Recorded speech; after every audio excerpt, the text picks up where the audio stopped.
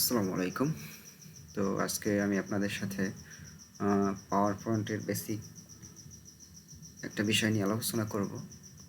তো আজকে আমরা দেখব যে কিভাবে আ আপনার ছবি বা কোনো ছবিকে দেখাবো যে কীভাবে একটা ছবিকে সিম্পল অ্যানিমেশন করতে হয়। ঠিক আছে? মর্ফ অ্যানিমেশন মাধ্যমে আমরা সব কিছু আলোচনা করব। তো দেখি, প্রথমে আমরা শেপ নিই।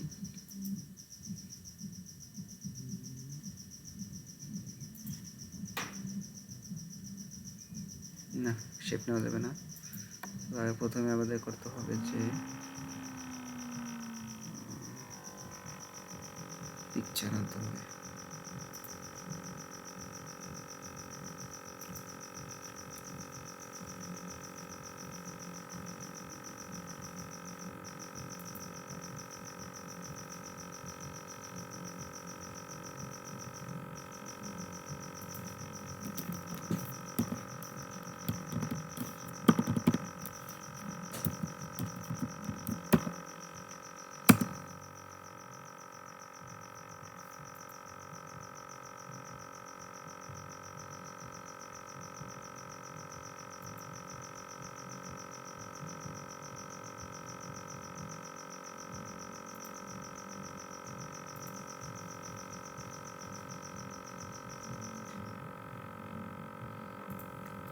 আমরা 3টে ছবি আনলাম। 3টে ছবি এগুলো আমরা ফরম্যাট করব।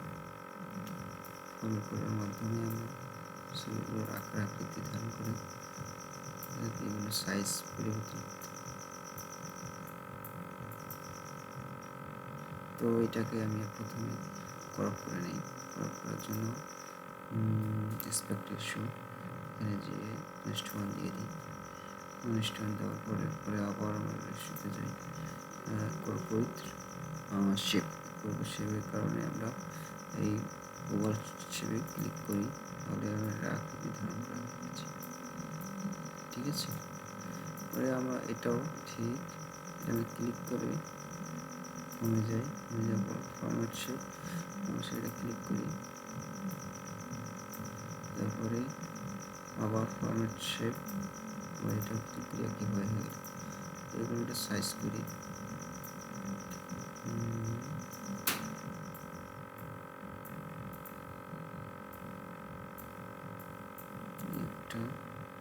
এটা সাইজের আকার আকৃতি একটু পরিবর্তন করে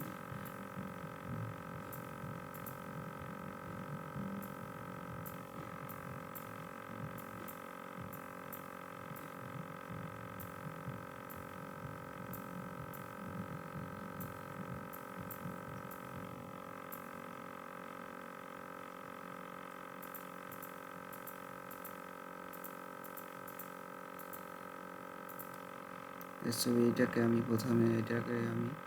এখন একটু 3D রোটেশন করব। 3D রোটেশন করার জন্য রাইট বাটন ক্লিক করলাম, মাউসে ফরম্যাট শেপে যাওয়ার পরে আমরা এখানে যাব 3D ফরম্যাটে যাই। এটা না, 3D রোটেশন এটা ক্লিক করে আমরা এটা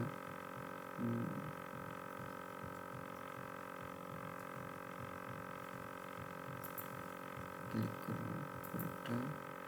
এটাও ক্লিক করলাম, একই সেম সাইজ। এটাকে আমরা একটু ডেপথ বাড়াই দিব। ডেপথ হচ্ছে 25 করে দিই।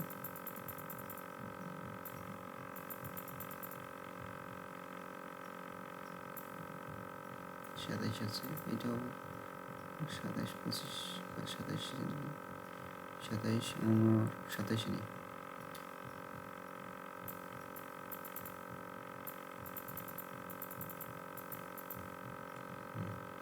ঠিক এই সেম এটাতে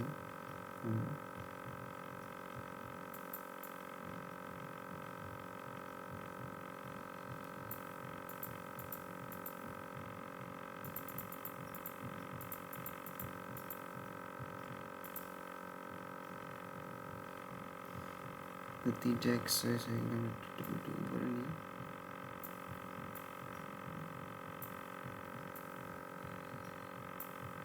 ক্লিক করে আমরা তিনটা একসাথে করি।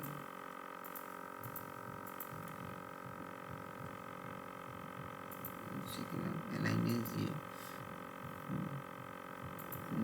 মিডল করার পরে যাওয়ার পর ডিস্ট্রিবিউশন এটা দিলাম। এটা দেওয়ার পরে এখন আমরা এগুলোকে কী করব, টেক্সট নিয়ে আসি। টেক্সট আনার জন্য আমরা টেক্সট বক্স নিলাম।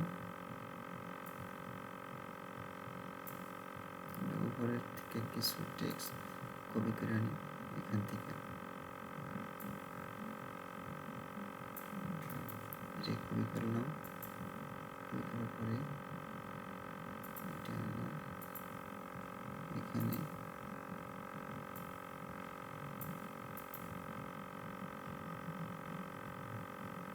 পেস্ট করলাম।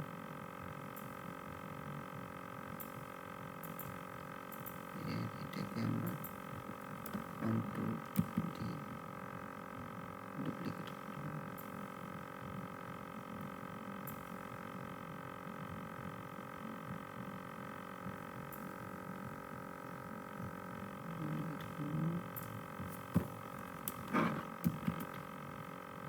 তিনটা সাইজ একভাবে নিলাম। তারপরে এটা আমরা ডুপ্লিকেট করি। ডুপ্লিকেট করার জন্য ডুপ্লিকেট সিলেক্ট করার পর আমরা এটাকে, তার আগে এটা সাইজটা একটু বাড়াই।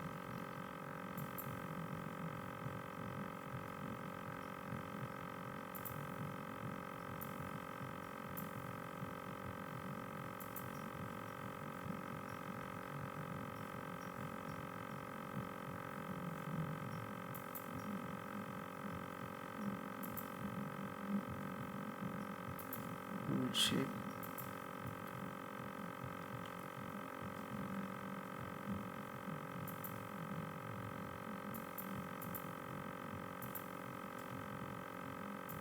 করে দিলাম।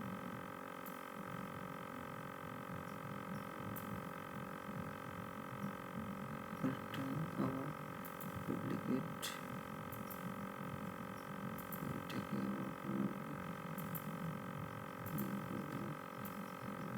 সরিয়ে দিলাম।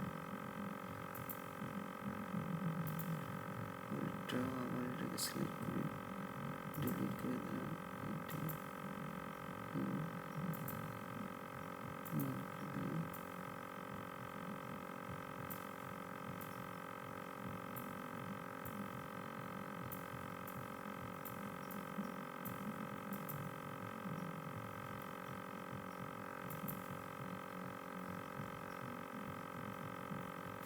এখন এটাকে আমরা মভ ট্রানজিশন দিতে হবে। মভ ট্রানজিশন অ্যাপ্লাই টু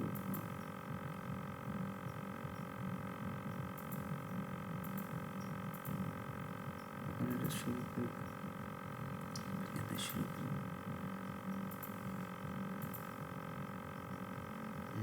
সুন্দর,